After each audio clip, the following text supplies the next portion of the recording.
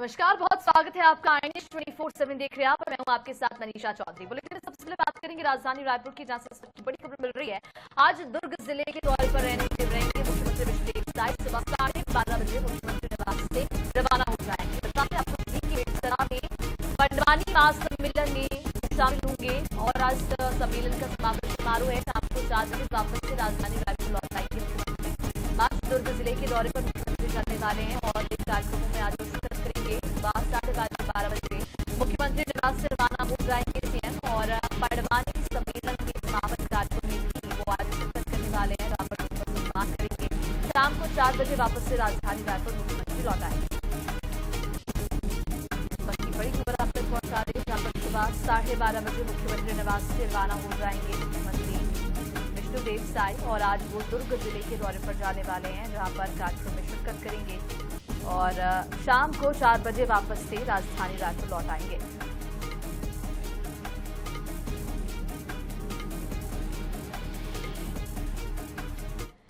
और चलिए इसी बीच राजधानी रायपुर से एक और बड़ी खबर आप तक पहुंचा दें, जहां पर छत्तीसगढ़ में 5000 शिक्षकों की होगी भर्ती। जी हाँ, वित्त विभाग ने शिक्षकों की भर्ती पर सहमति जाहिर कर दी है। जल्द ही शिक्षा विभाग शुरू करेगा भर्ती की प्रक्रिया और शिक्षा गुणवत्ता के साथ ही युवाओं को रोजगार भी मिलेंगे। तो इस वक्त की बड़ी खबर है, जानकारी राजधानी रायपुर से आप तक पहुंचा दें। छत्तीसगढ़ में 5000 शिक्षकों की भर्ती होगी। वित्त विभाग ने शिक्षकों की भर्ती पर सहमति जाहिर कर दी है। जल्द ही शिक्षा विभाग जो है वो भर्ती की प्रक्रिया शुरू करेगी। शिक्षा गुणवत्ता के साथ ही युवाओं को रोजगार के अवसर भी इससे मिलने वाले हैं। तो कहीं ना कहीं उन अभ्यर्थियों के लिए ये खुशी की खबर है जो इसकी तैयारी कर रहे हैं, क्योंकि छत्तीसगढ़ में 5000 शिक्षकों की भर्ती होगी। जल्द ही शिक्षा विभाग की ओर से भर्ती की ये जो प्रक्रिया है वो शुरू होने वाली है। शिक्षा की गुणवत्ता के साथ ही युवाओं को रोजगार का अवसर भी इसके साथ ही मिलेगा। एक बार फिर से छत्तीसगढ़ में 5000 शिक्षकों की भर्ती होगी। वित्त विभाग ने शिक्षकों की भर्ती की प्रक्रिया शुरू कर दी है और जल्द ही शिक्षा विभाग इसकी शुरुआत करने वाली है। शिक्षा की गुणवत्ता तो सुधरेगी, वहीं युवाओं को रोजगार भी मिलेगा। राजधानी रायपुर से एक और बड़ी खबर आप तक पहुंचा दें, जहां पर आज से बस्तर ओलंपिक की शुरुआत होगी। जी हां, बस्तर ओलंपिक में खेले जाएंगे कुल मिलाकर 11 खेल। तीरंदाजी, फुटबॉल, बैडमिंटन, हॉकी जैसे खेल शामिल हैं। बताते आपको चले कि ब्लॉक से शुरू होकर संभाग स्तर तक इस प्रतियोगिता का आयोजन किया जा रहा है। विजेता खिलाड़ी की राज्य खेल अकादमी में सीधी भर्ती होगी। 30 नवंबर को होगा बस्तर ओलंपिक का समापन। तो 30 नवंबर को बस्तर ओलंपिक का समापन कार्यक्रम भी रखा गया है। बेहद ही महत्वपूर्ण दिन होता है और इस बार 11 खेल खेले जाएंगे। आज से बस्तर ओलंपिक की शुरुआत होने जा रही है। इस वक्त की बड़ी जानकारी आप तक पहुंचा दें। बस्तर ओलंपिक में इस बार कुल मिलाकर 11 खेल खेले जाएंगे। तीरंदाजी, फुटबॉल, बैडमिंटन, हॉकी जैसे खेल इस बार शामिल है। बेहद ही महत्वपूर्ण होने वाला है, क्योंकि बहुत ही बड़े स्तर पर इसका आयोजन किया जाता है। जो भी विजेता खिलाड़ी होगा उसे सम्मानित किया जाएगा। 30 नवंबर को इसका समापन भी हो जाएगा।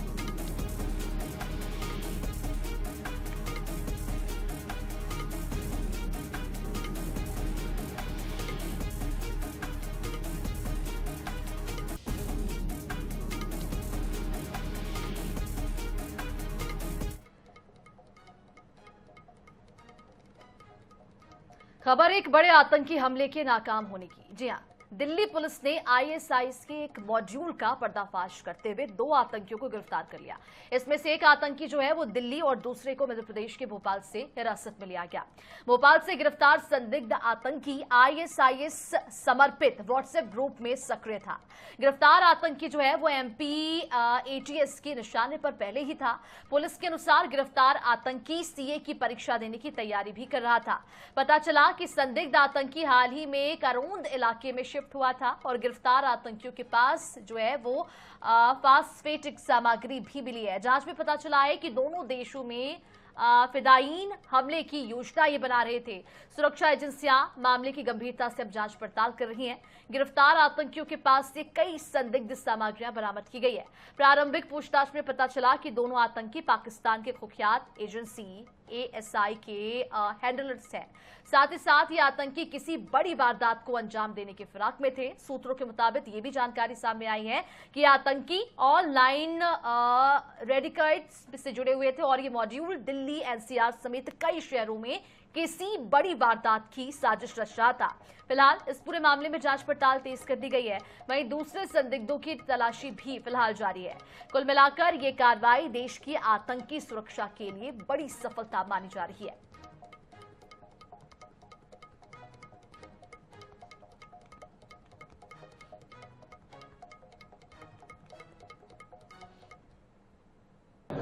इनकी अरेस्टिंग 16 और 18 अक्टूबर को हुई है।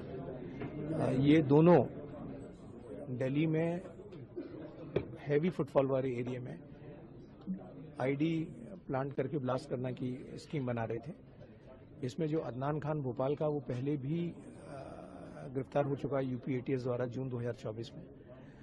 और इनका जो प्लान था, इमीडिएट प्लान था कि कोई टेरर एक्टिविटी इसी दिवाली के आसपास इनको करनी थी हैवी फुटफॉल के एरिया में। घड़ी को टाइमर के तौर पर इस्तेमाल करने वाले थे, वो मिली है। प्लस वो फोटोग्राफ्स मिले हैं जहां से जिस तरह से इनको आईडी बनानी थी, वो मिला है। प्लस इन्होंने जो आईएसआईएस को बैत दी है, उस बैत का इनके पास से वीडियो मिला है। वो आईएसआईएस का झंडा मिला है जिसका इस्तेमाल और बैत देने में किया गया था। आईएसआईएस के कपड़े, जो डार्क कलर के कपड़े टिपिकल पहनते हैं और फेस कवर करते हैं, वो सारी चीजें मिली हैं। प्लस लैपटॉप, पेन ड्राइव्स हैं जिनको अभी हम एफएसएल भेजेंगे और उनसे इंक्रीमेंटिंग चीजें निकालेंगे। इन्होंने साउथ दिल्ली के एक मॉल को टारगेट करने की कोशिश की थी और एक पब्लिक पार्क है जहां पे हैवी फुटफॉल होता है, वहां पे।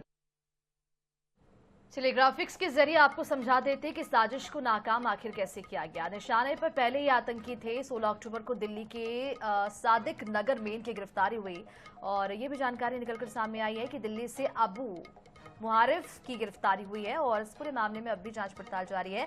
भोपाल से अदनान की गिरफ्तारी हुई है। ये सभी जो है वो अलग अलग जगहों पर छिपे हुए थे और गिरफ्तारी हो चुकी है। इनके और भी सहयोगियों की तलाशी फिलहाल जारी है और क्या क्या मिला है इनके पास से, ये भी जानकारी आपको देते चले। इलेक्ट्रॉनिक उपकरण मिले हैं, आपत्तिजनक सामग्री भी इनके पास पाई गई है। साथ ही साथ आईडी टाइम बम भी इनके पास मिले हैं। इस बम को बनाने की तैयारी ये कर रहे थे। सामग्री मिली है। टाइम बम में इस्तेमाल करने की बड़ी घड़ी भी इनके पास से मिली है और आईडी बनाने की सामग्री खरीदने ये जा रहे थे। ये भी जानकारी निकलकर सामने आई है और जो बम बनाने में जितने भी सामान यूज होते हैं, ये सभी इनके पास से बरामद किए गए हैं।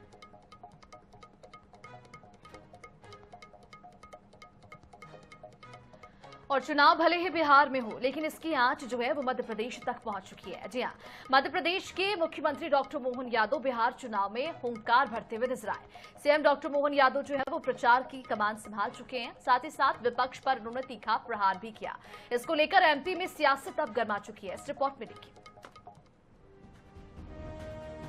बिहार चुनाव प्रचार के लिए गए मध्य प्रदेश के मुख्यमंत्री डॉक्टर मोहन यादव ने राहुल गांधी और कांग्रेस पर जमकर निशाना साधा। सीएम ने कहा कि उनको डूब मरना चाहिए। ये विदेशों में जाकर भारत का अपमान करते हैं और सेना की वीरता पर सवाल उठाते हैं।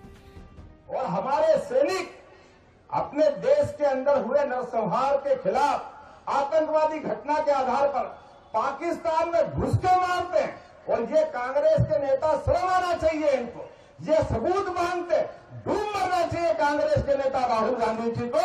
अगर वो ये बात करते, ये पूरे देश का अपमान करते, ये अपमान करने का अधिकार उनको नहीं। और अगर वो अपमान करते लोकतंत्र में, तो ये हमारा चुनाव यही सही समय है इनके सारे हिसाब करने का। पश्चिम चंपारण के शेरा बाजार खेल मैदान में आयोजित जनसभा में मध्य प्रदेश के सीएम डॉक्टर मोहन यादव ने कांग्रेस की नीतियों, रुख और विचारधारा पर सवाल उठाए। जबकि कांग्रेस भी तंज कस रही है कि जिससे प्रदेश नहीं संभल रहा, उनको बिहार चुनाव में जीत की जिम्मेदारी मिल गई है। बिहार में हो रही जनसभाओं और बीजेपी के केंद्रीय प्रचार में राष्ट्रवाद को सबसे बड़ा आधार बनाया जा रहा है। साथ ही महादलितों के उत्थान के साथ विकास और सुरक्षा का भरोसा भी दिलाया जा रहा है। प्रदेश के मुख्यमंत्री की बिहार चुनाव के प्रचार के लिए बढ़ रही डिमांड से मुख्यमंत्री का राजनीतिक कद भी बढ़ता जा रहा है। Bureau report, INH news, Bhopal. इधर छत्तीसगढ़ अपने स्थापना दिवस का रजत जयंती वर्ष मनाने जा रहा है। इसीलिए इस बार राज्योत्सव भी बेहद ही खास होगा। एक तरफ जहां पर प्रधानमंत्री मोदी की मौजूदगी में इस अवसर को और भी ज्यादा यादगार बनाया जाएगा, तो वहीं राज्योत्सव के 5 दिन में 5 बड़े कलाकारों की प्रस्तुति भी होगी। राज्योत्सव के 5 दिनों में क्या कुछ खास होने वाला है, हमारे इस रिपोर्ट में आप ही देखिए।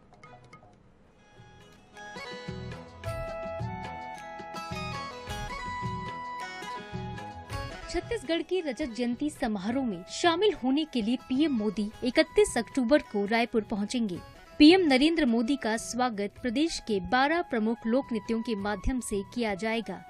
रायपुर एयरपोर्ट से लेकर नवा रायपुर के M1 बंगले तक 12 स्थानों पर स्वागत पॉइंट बनाए गए हैं, जहां छत्तीसगढ़ के लोक कलाकार अपनी विशिष्ट नृत्य कला से पीएम का स्वागत करेंगे। सैला, पंथी, कर्मा, राउत नाचा जैसी प्रख्यात नृत्य शैली से पीएम का स्वागत किया जाएगा। सभी स्थानों पर मंच के सामने विशिष्ट अंदाज में रेप्लिका का निर्माण भी किया जा रहा है, जिसे छत्तीसगढ़ के प्रमुख पर्यटन स्थल और सांस्कृतिक विरासत को प्रदर्शित किया गया है। पीएम के आगमन की तैयारियों का जायजा लेने मुख्यमंत्री विष्णुदेव साय भी नवा रायपुर पहुंचे। सीएम ने प्रजापति, ब्रह्म कुमारी से लेकर जनजाति संग्रहालय तक सभी स्थलों पर जाकर व्यवस्थाओं के संबंध में जानकारी ली। इस दौरान सीएम साय ने कहा कि प्रधानमंत्री नरेंद्र मोदी का दौरा ऐतिहासिक होगा। हमारे छत्तीसगढ़ प्रदेश के निर्माण को 25 वर्ष हो रहे हैं और इसको हम लोग रजत जयंती वर्ष के रूप में मना रहे हैं।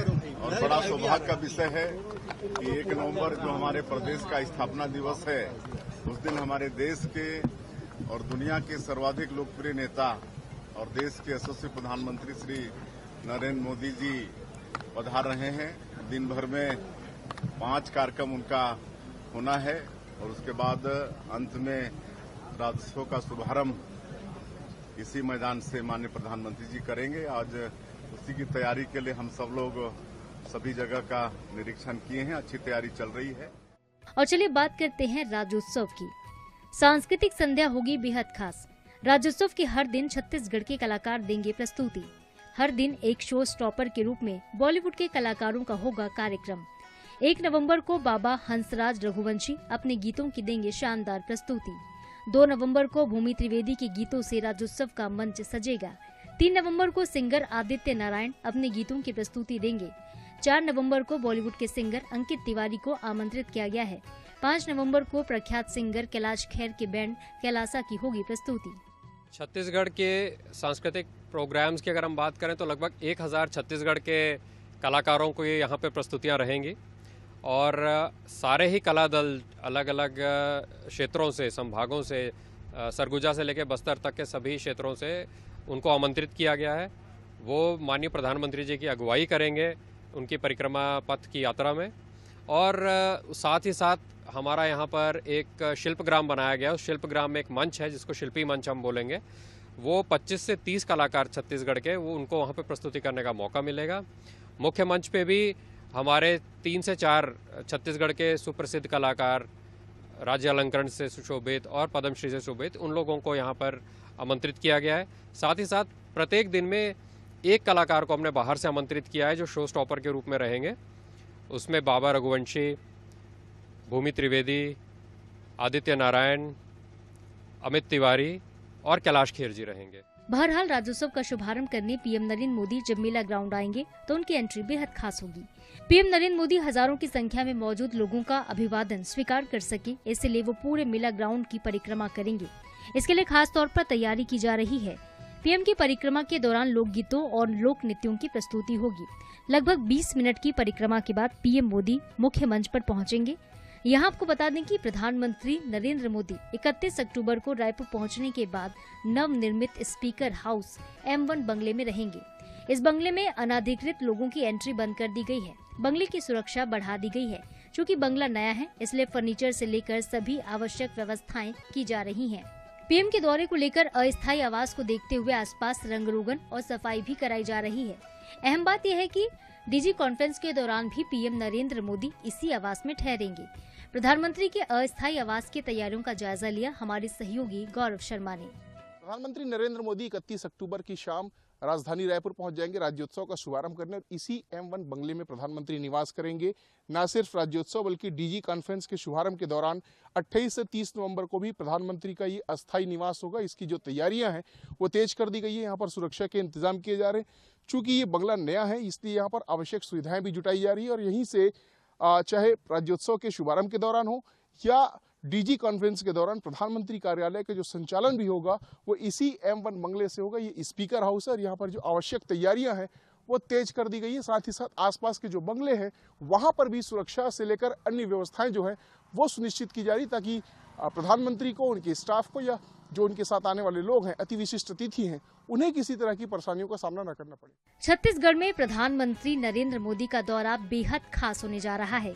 पीएम अपने दौरे में जहां देश के दूसरे सबसे बड़े जनजातीय संग्रहालय का शुभारंभ करेंगे, तो वहीं विधानसभा के नए भवन को भी प्रदेश की जनता को समर्पित करेंगे। पीएम मोदी राज्योत्सव के मंच से प्रदेश की जनता को कई बड़ी सौगात भी देंगे। यही वजह है कि उनके दौरे को लेकर शासन प्रशासन जहां अलर्ट मोड पर नजर आ रहा है, तो वहीं प्रदेश की जनता भी इसको लेकर खासी उत्साहित है। गौरव शर्मा, INS 24/7 रायपुर। इधर छत्तीसगढ़ के गृह मंत्री विजय शर्मा शुक्रवार को अपने 1 दिवसीय प्रवास पर बीजापुर और सुकमा पहुंचे। इस दौरान उन्होंने नक्सल प्रभावित क्षेत्र बीजापुर के नंबी गांव और सुकमा के दुलेड़ गांव का दौरा किया, जहां पर गृह मंत्री विजय शर्मा ने ग्रामीणों से मुलाकात कर नक्सल मुक्त हो रहे इलाकों के बारे में चर्चा की और ये भी जानने की कोशिश की कि सरकार की योजनाओं का ग्रामीणों को कितना लाभ मिल रहा है। इसके साथ ही गृह मंत्री ने ग्रामीणों को सरकार के विकास कार्यों और योजनाओं की जानकारी दी।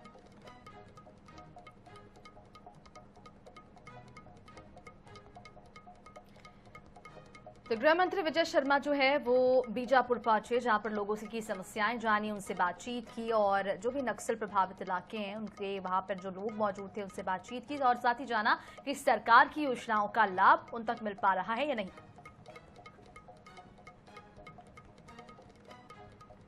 और छत्तीसगढ़ के सबसे बड़े खेल आयोजन बस्तर ओलंपिक की फिर से शुरुआत होने जा रही है। लगभग 1 महीने तक चलने वाला यह आयोजन 25 अक्टूबर से शुरू होगा। डिप्टी सीएम और खेल युवा कल्याण मंत्री अरुण साव ने प्रेस कॉन्फ्रेंस कर इसकी जानकारी दी।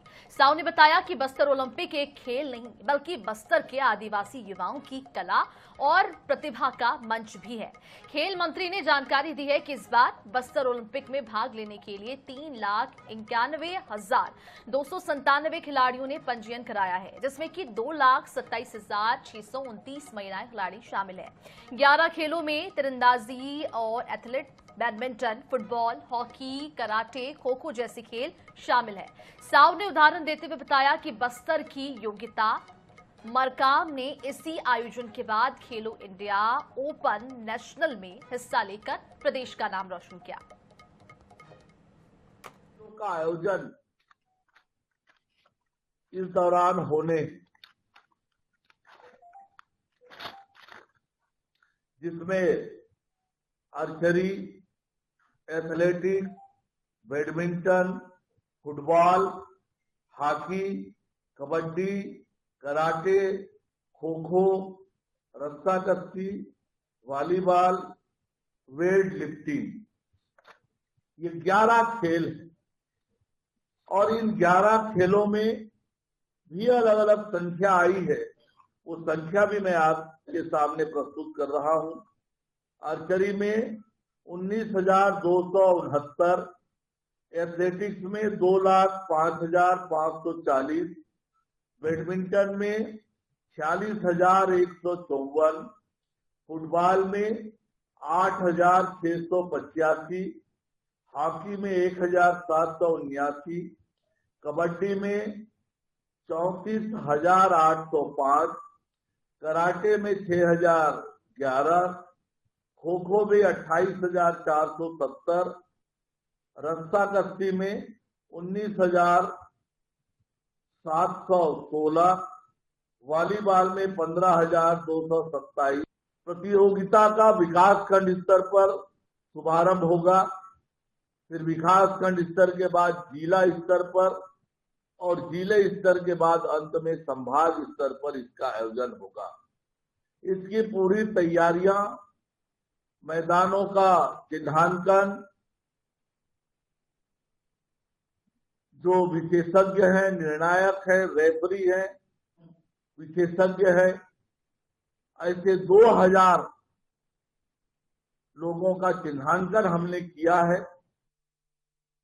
इधर रायपुर का एकमात्र इंटरनेशनल क्रिकेट स्टेडियम जल्द ही बीसीसीआई को सौंप दिया जा सकता है। इससे सरकार का मेंटेनेंस खर्च जो है वो काफी बचेगा। साथ ही रायपुर में अब टेस्ट मैचों की मेजबानी का रास्ता भी साफ हो जाएगा। कैसे, उस रिपोर्ट में देखिए।